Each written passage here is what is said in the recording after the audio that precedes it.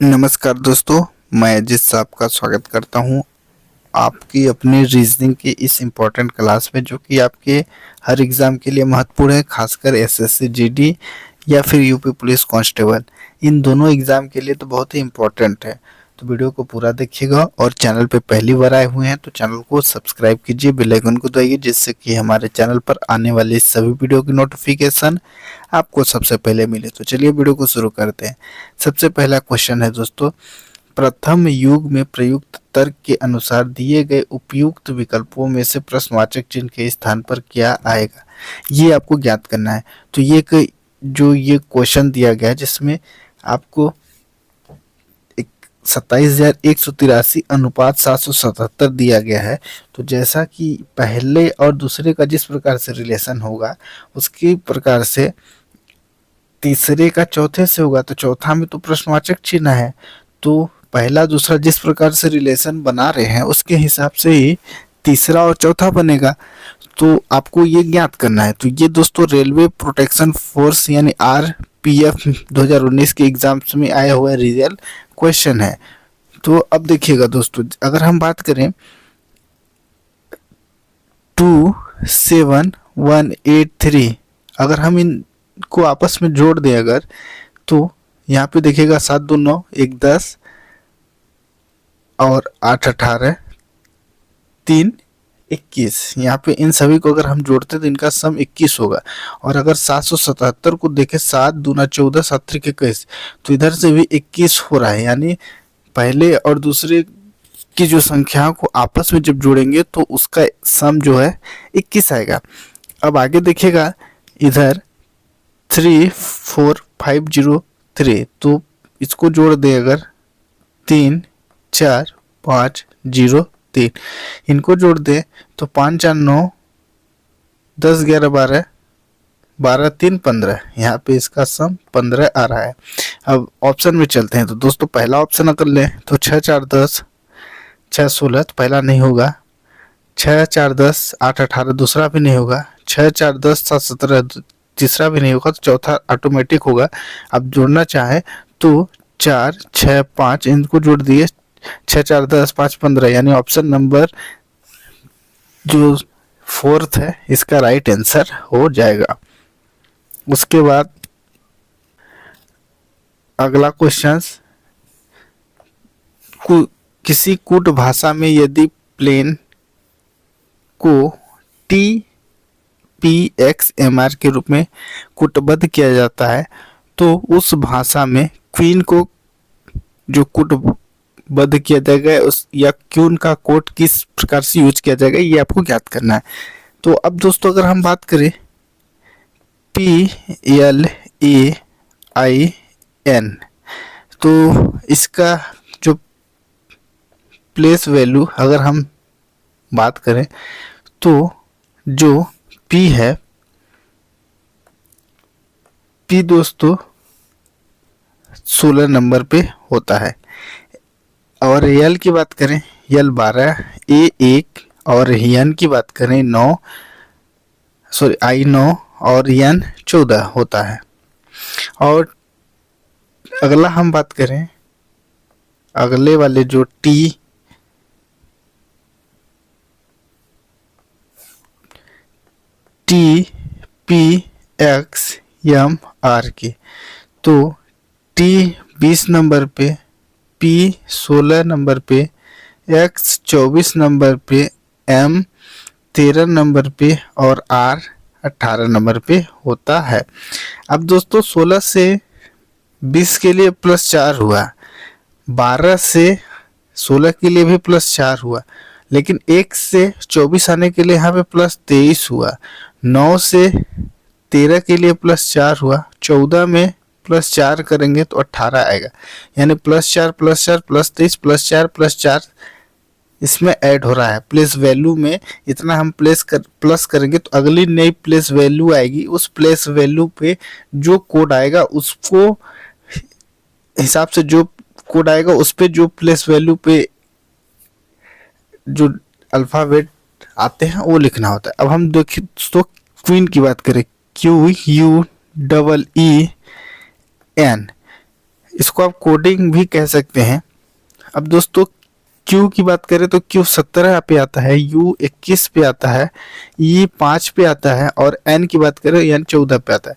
अब इसमें भी यही करेंगे, पहले +4 फिर +23 फिर +4 +4 17 4 21 होगा और 21 4 25 होगा और 23 5 28 होगा। और चूंकि A to Z 26 होता है, 26 के बाद अब हम 27 28 के लिए 1 और 2 की यूज करेंगे, तो 28 का मतलब 2 हो गया और 5 4 9 होता है। उसके बाद 14 4 18 होता है। अब इसकी प्लेस वैल्यू लिख देते हैं। तो 21 की अगर हम बात करें तो 21 पे U आता है, Y आता है 25 पे और 2 पे B आता है, 9 पे I आता है और 18 पे R आता है। UYBIR यानी ऑप्शन नंबर फर्स्ट इसका राइट आंसर हो जाएगा। तो इस तरीके से आप इसको सॉल्व कर सकते हैं। उसके बाद अगला क्वेश्चंस, तो अगला क्वेश्चन कह रहा है कि दी गई जो जानकारी है उसको ध्यानपूर्वक पढ़ें और इसको सॉल्व करें। तो इसमें कह रहा है कि 6 दोस्त महेश, निशा, ओलिवर, प्रकाश, कासिम और जो रतीश एक कॉफी शॉप में षष्ठभुजाकार मेज के चारों ओर प्रत्येक कोने के बीच में बैठे हैं। निशा महेश के दाईं ओर बैठी है, ओलिवर निशा के सम्मुख नहीं बैठा है, रतीश और प्रकाश एक दूसरे के सम्मुख बैठे हैं, महेश प्रकाश का पड़ोसी नहीं है। तो अब इसमें से हमको ज्ञात करना है प्रकाश के दाएं और कासिम के बाएं के बीच कौन बैठा है।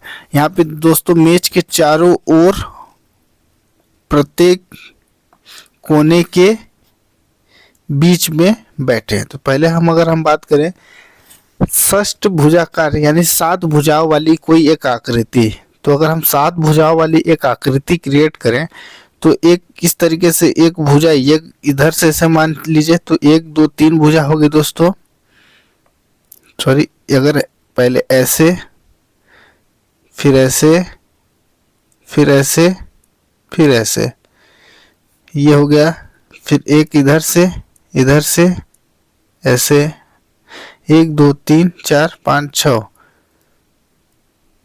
7 भुजाओं की आकृति एक अगर आप क्रिएट करें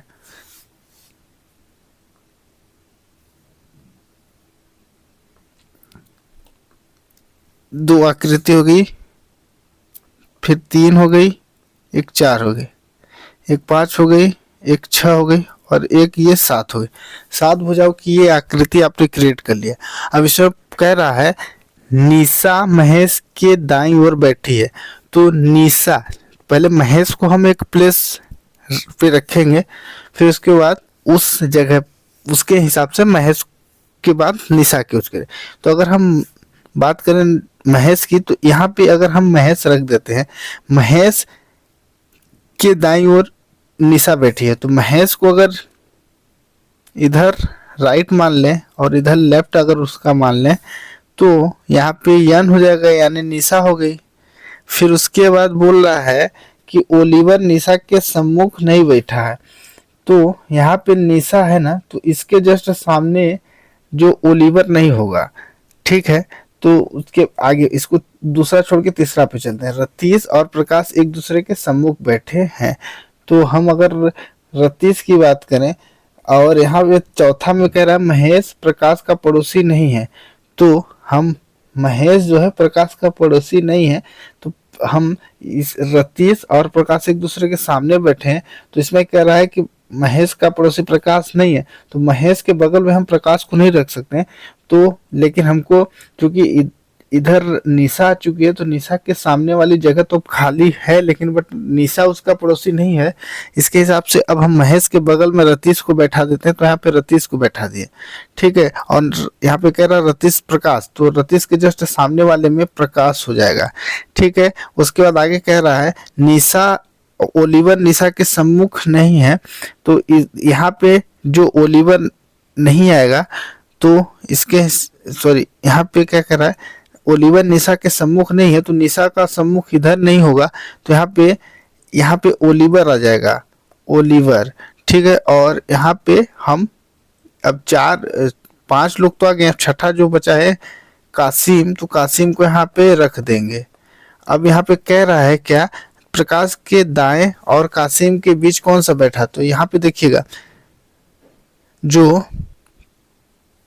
प्रकाश के दाएं, तो ये प्रकाश है, और सॉरी प्रकाश के दाएं इधर, प्रकाश के दाएं और कासिम के बीच में ओलिवर बैठा है, यानी ऑप्शन नंबर 4 इस क्वेश्चन का राइट आंसर है। तो इस तरीके से आप इसको सॉल्व कर सकते हैं।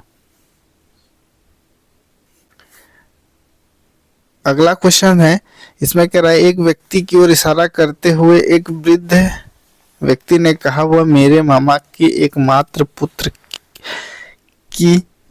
पुत्री का भाई है। वृहद व्यक्ति उस व्यक्ति से किस प्रकार संबंधित है, ये आपको ज्ञात करना है। अगर हम बात करें यहाँ पे एक व्यक्ति की ओर इशारा करते हुए एक वृद्ध व्यक्ति ने कहा, तो यहाँ पे हम पहले वृद्ध की बात करें, यहाँ पे वृद्ध लिख देते हैं।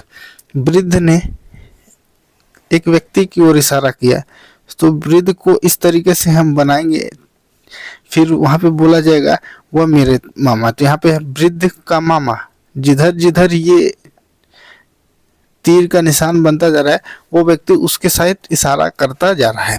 फिर यहाँ पे बोल रहा है, यहाँ पे ये वृद्ध व्यक्ति ने अपने मामा की ओर इशारा करते हुए कहा उसका एकमात्र पुत्र की एक पुत्री, मामा का जो पुत्र है उस पुत्र का एक पुत्री भी है और पुत्री का एक भाई भी है। अब इस भाई का संबंध इस वृद्ध व्यक्ति के साथ क्या होगा ये हमको ज्ञात करना है।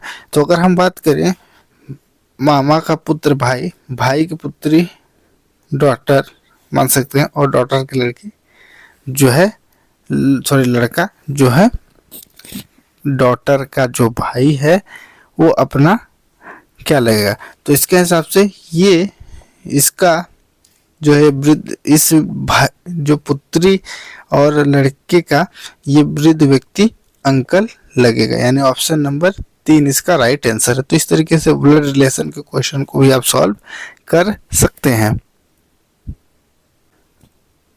उसके बाद अगले क्वेश्चंस में कह रहा है श्रृंखला की अगली संख्या ज्ञात कीजिए, इसको आपको सॉल्व करना है। अगर हम बात करें 14 फिर 35 66 87 118 फिर प्रश्नवाचक चिन्ह, इसको आप कैसे सॉल्व करेंगे। अगर हम दोस्तों बात करें 14 से 35 के लिए तो प्लस 21 होता है, और 35 से 66 के लिए प्लस इनके बीच का गैप 31 में आ जाएगा, फिर 66 से 87 के लिए 21 में हो रहा है, फिर 87 से 118 के लिए प्लस 31 हो रहा है।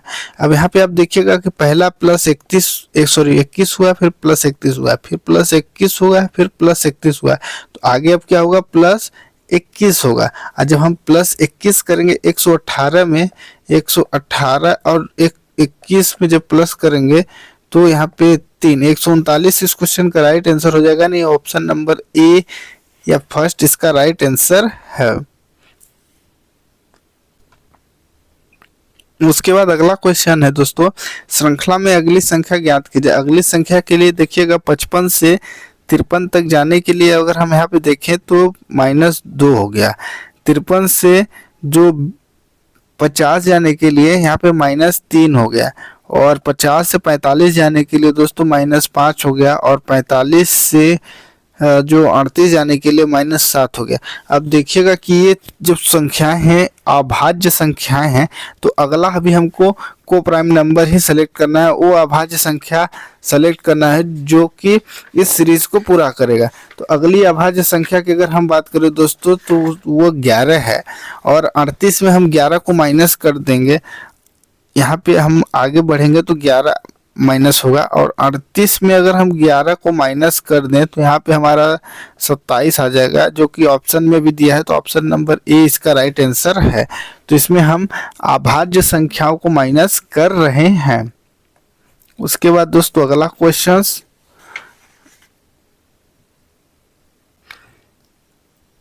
अगले क्वेश्चंस में कह रहा है प्रथम युग्म में प्रयुक्त तर्क के अनुसार प्रश्नवाचक चिन्ह के स्थान पर उपयुक्त विकल्प का जो प्रयोग करना है।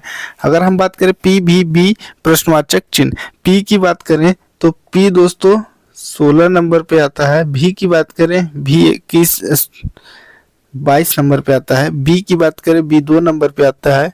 अब आगे क्या होगा, तो 16 से 22 के लिए यहाँ पे देखिएगा +6 हो गया, तो हम 2 में भी +6 ही कर देंगे। 6 प्लस करेंगे तो 8 आ जाएगा। 8 का जो प्लेस वैल्यू होती है h होती है। तो ऑप्शन नंबर 2 इसका राइट आंसर है। ये सभी क्वेश्चन जो है RPF 2019 के एग्जाम्स में आए हुआ रियल क्वेश्चंस हैं। तो आपको इसी टाइप के क्वेश्चंस जो रेलवे पुलिस के एग्जाम्स होने वाले जो आगामी समय में होंगे उनके लिए तो महत्वपूर्ण है, खासकर यूपी पुलिस कांस्टेबल और SSC GD और बैंकिंग सभी के लिए महत्वपूर्ण है। उसके बाद दोस्तों अगला और लास्ट क्वेश्चन, अब इसमें कह रहा है कि पूरे जो निष्कर्ष और कथन के क्वेश्चन है, पूरे क्वेश्चन को जब आप पढ़ेंगे तो यहाँ पे कथन दिया है कुछ हरे पीले हैं और सभी पीले सफेद हैं, कुछ सफेद काले हैं। तो इसके लिए आप एक फिगर बनाइए। यहाँ पे कह रहा है सबसे पहले कुछ हरे जो हैं वो पीले हैं। तो यहाँ पे एक हमने फिगर बनाया, इसमें हमने हरे लिख दिया। फिर आगे क्या कर रहा है, कुछ हरे पीले हैं। तो इसका हरे का कुछ पार्ट हम पीला कह देते हैं, तो यहाँ पे पीले हैं। उसके बाद कह रहा है कि यहाँ पे आप देखिएगा सभी पीले सफेद हैं। तो यहाँ पे सभी के लिए इस तरीके से हम सभी पीले सफेद हैं, तो यहाँ पे सफेद लिख देते हैं। फिर आगे कह रहा है कि कुछ सफेद काले हैं। सफेद से हम काले की तरफ बढ़ेंगे तो कुछ की बात करें तो कुछ पार्ट आएगा, तो यहाँ पे कुछ काले हैं। अब इसका निष्कर्ष क्या कर रहा है, कुछ सफेद हरे। चूंकि अब देखिए दोस्तों इस तरीके क्वेश्चन आता है ना, तो इधर से ऊपर से हम जब जाएंगे तो इधर आल ऑब्लिक सम होता है, यानी हम पहला से लास्ट की तरफ अगर जाते हैं तो पूर्ण सभी और कुछ सही होगा, और जब राइट से लेफ्ट की तरफ आते हैं तो इसमें केवल ओनली सम होगा।